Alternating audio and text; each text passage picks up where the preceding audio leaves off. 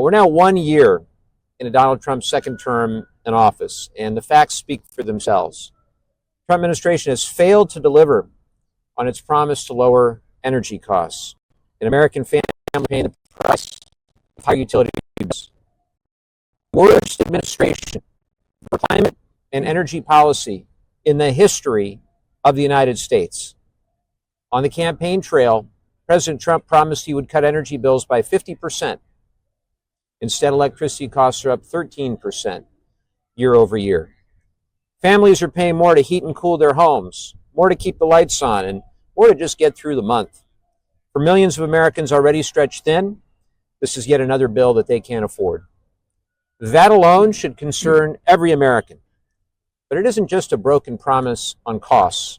It's a strategic failure at a defining moment for America's economic future. Make no mistake, this is the moment when the winners of the global energy race are being decided. Around the world, countries that are deploying clean energy the fastest are gaining a decisive advantage. They're lowering costs, strengthening domestic manufacturing, and securing control over the energy supply chains that will shape the global economy for decades to come. Instead of leading the world, the Trump administration is leading the United States backward. Over the past year, its policies have wiped out more than 165,000 clean energy jobs and canceled renewable energy projects all across the country, enough to power 13 million homes. At the same time, the administration is freezing and canceling clean energy investments here at home, while doubling down on fossil fuel policies that leave families exposed to volatile global markets and rising prices. Falling behind on clean energy deployment doesn't just mean higher bills today. It means surrendering jobs, influence, and economic opportunity and ceding the stage to China. Let's be honest about what's happening here.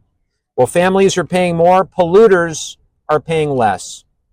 The Trump administration has gutted dozens of pollution protections. These are policies that save lives, reduce health costs, and lower energy expenses. Those rollbacks don't just hurt the environment. They cost Americans billions and put our communities at risk. And as extreme weather becomes more dangerous and more expensive, this administration has gone even further, slashing disaster preparedness, undermining emergency response, weakening weather forecasting systems, all that families depend on to stay safe. The result is a government that asks working families to pay more, shoulder more risk, accept less protection. Also, corporate polluters and special interests get what they paid for with their $1 billion fat check to Donald Trump's campaign last year. So after 1 year, let's be clear about the record. Energy bills are higher, not lower. Families are stretched thinner.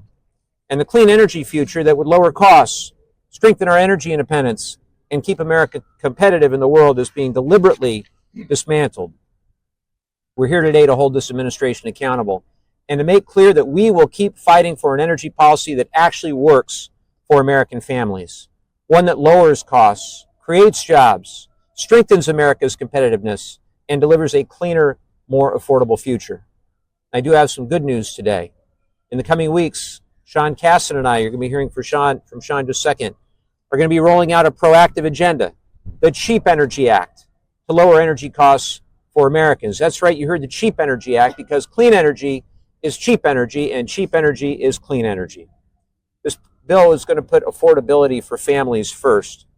And it'll modernize our electric grid to develop more cheap, clean power for homes. So in sum, after 1 year in office, President Trump has delivered the opposite of what he promised.